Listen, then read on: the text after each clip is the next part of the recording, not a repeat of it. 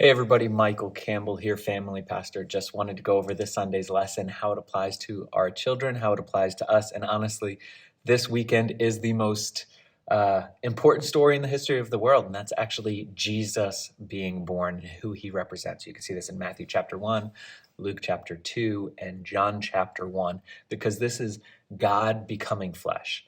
Now, how many times have you read or heard the narrative of Jesus' birth? And when interacting with such a familiar story, it's easy to simply skim over it and assume that we actually understand all there is to know about it.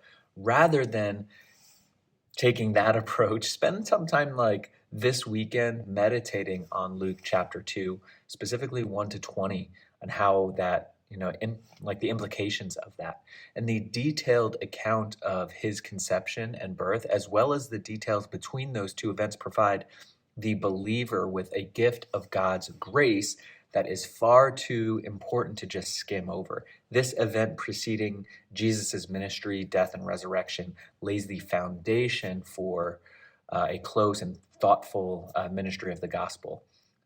But the details around the conception and birth of Jesus provide reason for amazement and strengthen our faith. Consider the detail of Mary having been a virgin and fulfilling the prophecy in Isaiah. Jesus was born into a small town of Bethlehem, fulfilling the prophecy of Micah, and he was born into a family line of Abraham, Isaac, Jacob, fulfilling the promises throughout Genesis. All of this ought to culminate a sense of wonder at the divine intervening in the human world, and an amazement at the detail to which God worked out of his plan. Additionally, recalling the details of Jesus' birth ought to generate affirmation in the believer's heart and mind, and the uniqueness surrounding the birth of Jesus affirms his claims that he was the Son of God. Finally, the birth narrative should grow the anticipation of the believer. At the end of the New Testament, we see in the book of Revelation, it sheds light on the end of sin and the end of death, the final judgment of the living and the dead, and the new heaven and new earth. These promises can seem distant or unlikely. However, the joy and gratitude that comes from understanding Jesus' birth narrative can cultivate confidence and anticipation of the future promises of Jesus.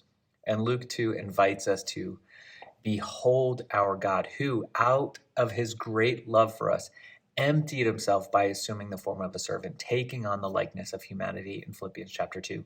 Jesus came to the earth to rescue sinners.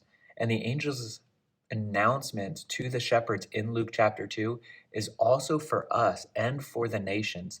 Like, don't be afraid. I proclaim to you good news of great joy that will be for all people.